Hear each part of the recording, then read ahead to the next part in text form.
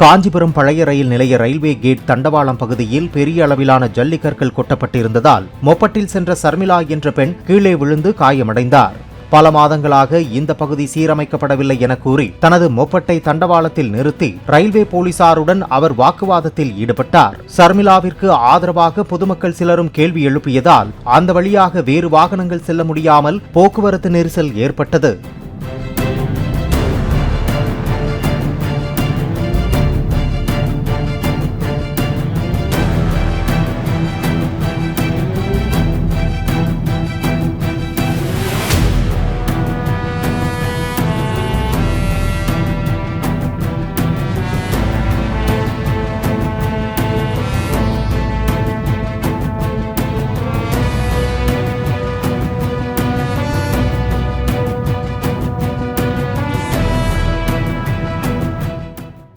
Play store மற்றும் app ஸ்டோரில் இருந்து பாலிமர் செயலியை QR கோடு மூலம் பதிவிறக்கம் செய்யுங்கள்.